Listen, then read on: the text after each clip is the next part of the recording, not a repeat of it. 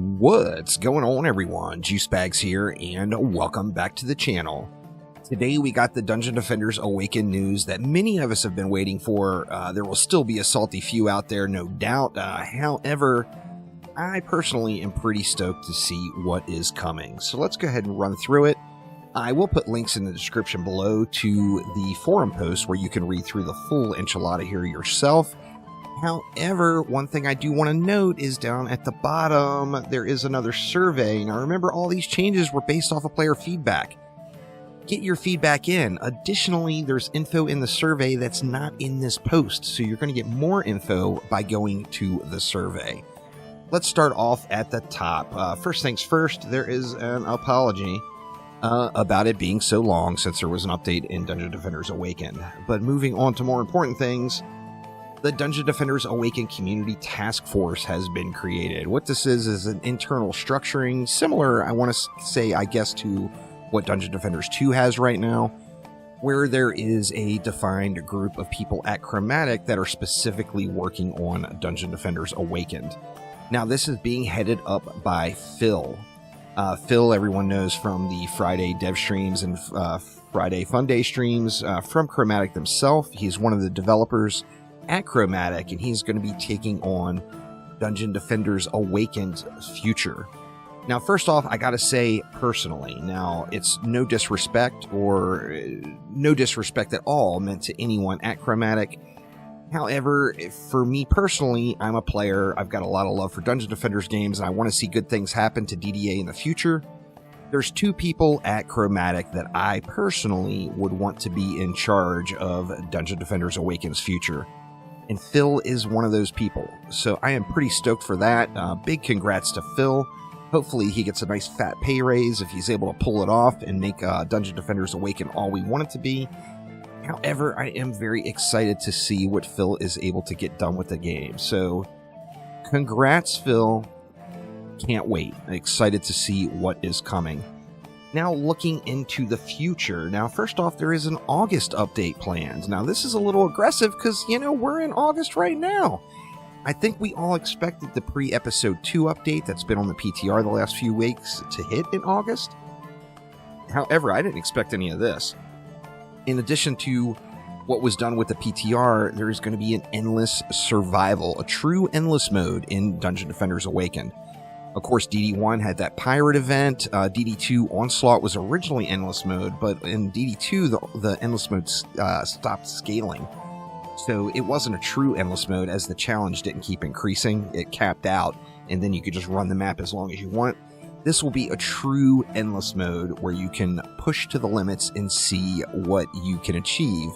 I personally am super stoked about this. This is the most exciting addition to the game, in my personal opinion. Pure strategy rework, adding engaging goals to make playing it feel special and give better rewards. We all know pure strategy right now, you play through it just to get the trophy. Once you get the trophy, you never do it again. Pure strategy is actually a fun game mode. I personally love the tower defense aspect of Dungeon Defenders games, and I love the thought of pure strategy. So if there's a reason to play pure strategy, I am going to love that. A HUD party bar. This is one that was requested when Going Rogue launched, and it was brought up quite frequently in the Juicy May Spectacular a couple of months ago. Being able to see who is in your group and like where their health is at, etc. That's good stuff right there. Weapon and pet balance iteration. Taking a closer look at itemization to find areas where you can make more engaging, allow players to have more options. I mean, this, once again, is a welcome change. Pets are in a mediocre spot. Weapons, there are good weapons in Dungeon Defenders Awakened, but it's all about the boss weapons and nothing else matters. So having a little bit of variation on weapons is definitely going to be very nice. Cutting attack rate caps in half. Now, a very small percentage of Dungeon Defenders Awakened players were really quite noisy about this, and they got super pissed when the defense rate were capped for game performance and optimization reasons. Now, this right here is a glaring example. On the poll results that they posted back many months ago on Twitter, it was a 2.4% of the people that took the survey mentioned the attack rate caps, which is nothing. However, those 2% of the player base were quite noisy about it. So if you don't make your opinions heard, things won't change. This is a glaring example of that. This is a ridiculously small amount of players who were concerned about this, but they kept bringing the issue up in a respectful manner in some cases, and that is making Chromatic take a look at it. So reason number 69,420 to do the damn survey, y'all. Just do it. Your opinions are being heard. Quality of life changes to bonus waves. This one's exciting as well. So now when you choose a bonus wave, it's going to affect the entire map and not just the additional one wave. So I'm assuming survivals will go back to 25 waves as far as the standard goes, and the bonus wave unlock will apply to the entire map run on that particular run, which that is just good stuff. You know, right now we do the wave 23 starts. We're basically just AFK in it and waiting for the bonus wave to get here for the loot and for the challenge. So this is a very welcome change, no doubt. Then we get into episode 2. Of course, people want episode 2, myself included. Episode 2 is still not ready.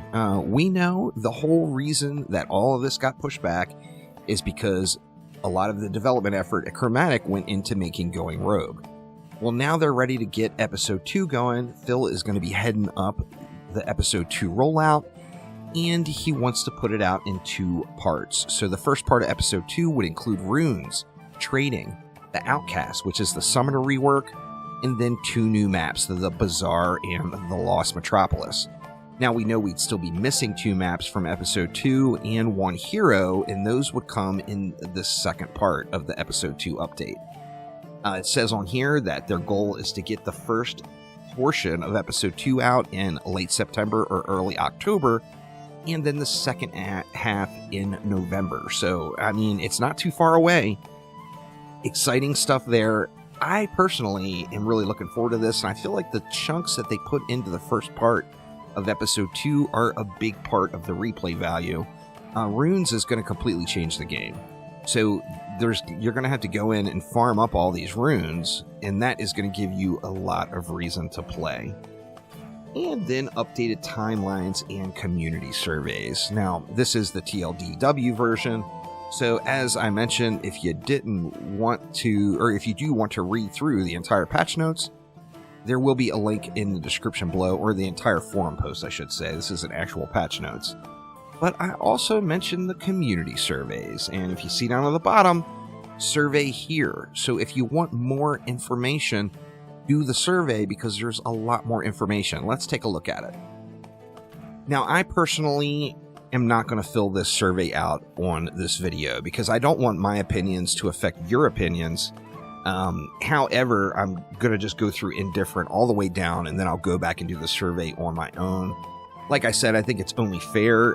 You all have your opinions, I have my opinions, and my opinion should not be your opinion, so I'm not going to post it on this video. Now, first off, to start it off, Endless Survival is a change to how survival works. Instead of the map ending after Wave 25, you allow the player to continue as long as they can keep up. Each wave will get increasingly difficult, carrying on potentially forever. Item quality will stay the same as Wave 25, as this helps to avoid too much power creep. Every 5 waves will reward players with a map victory chest, which will contain the same item rolls and potential as that of Wave 25. Boss maps will also be scaled up accordingly. Players will still be able to start on higher waves, but must start on a wave after a victory chest every 5th wave. Since we don't want to increase the overall item quality, looking at different rewards at different waves. This might include adding transmogs or cosmetics. Now, remember too that although a new tier of loot is not being introduced, you're still going to be getting more overall loot quality because the difficulty is staying at Wave 25. So if you do Wave 26, you're going to be getting Wave 25 quality loot without having to rebuild the map just by doing another wave. So as far as the quality of loot versus your time commitment, it's going to go way, way, way up further. Now, the questions here, would you be in favor of this kind of endless mode? I'm going to just go ahead and hit yes, because that's what I want to see. But I'm just going to go through indifferent on all of these, just so I don't give you guys any opinions. Would you rather see a slower linear scaling of difficulty or a faster exponential scaling? Would you want to see an endless pure strategy or mixed mode? And then additional feedback. Now moving right along to the next page. Changing bonus waves to bonus difficulty. Now this is one of the questions I had right away, and Phil told me, do the survey. So I'm going to tell you guys the same thing. Do the damn survey. Currently, bonus waves function by allowing you to select the difficulty of a harder act and apply it to a previous act to scale up the difficulty and loot by creating a bonus wave after beating wave 25. The goal with this was to incentivize players to have more map variety, and they could play older maps while still having a challenge and receive the higher quality loot. This change aims to alter the system from adding one bonus wave at the end of the map to scaling up the entire map accordingly. This allows players to feel difficulty right away instead of having to wait 3 waves to play the one wave that challenges their power level. Bonus difficulties will unlock the same way they do currently, which is by the act bosses. Since these difficulties scale the whole map, this will also apply with Endless Survival. Those of you that have been on the hunt for 105 gear, this is how you're going to get more power level or level requirement 105 gear. Because if you're playing an endless map that is set on bonus wave difficulty, there is just naturally going to be many times more chances for a level 105 piece to drop, meaning you're going to get better gear overall.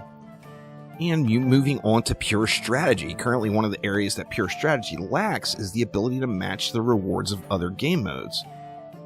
This is partially due to the game mode being easier with less threatening enemies on the map, so our goal with this rework is to address that issue while also making the game mode feel more engaging, while also playing into the strategic aspect of the game mode.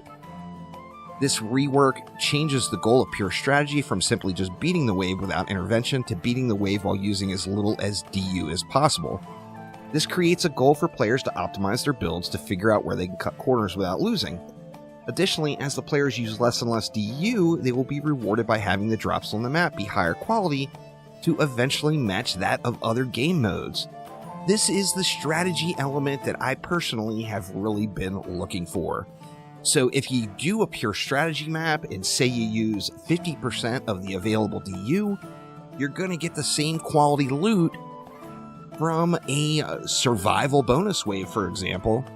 However, you are entering the tower defense aspect of the game, and your strategies will matter, as with lots less DU used, of course you're going to have better builds.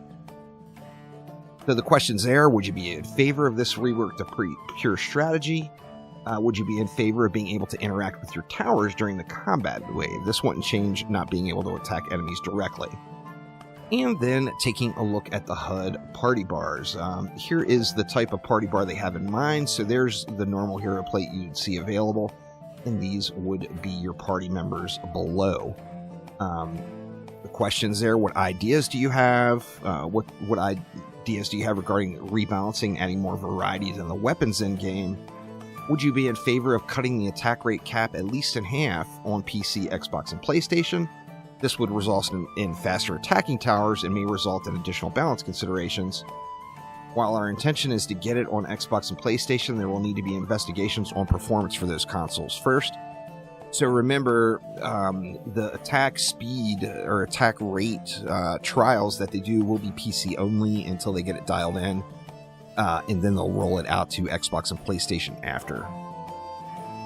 Would you be in favor of having Rifted available for pure strategy and mixed modes, allowing for fusion enemy variants to spawn? I don't want to give my opinions. I'm just going to shut up and move on. After that, enter your Twitter handle or Discord ID for your chance to win pizza wings on Dungeon Defenders Awakened. So you don't have to be a Discord user, y'all. If you're on Twitter, you can enter in with Twitter and get yourself a chance to win those pizza wings just for completing this survey.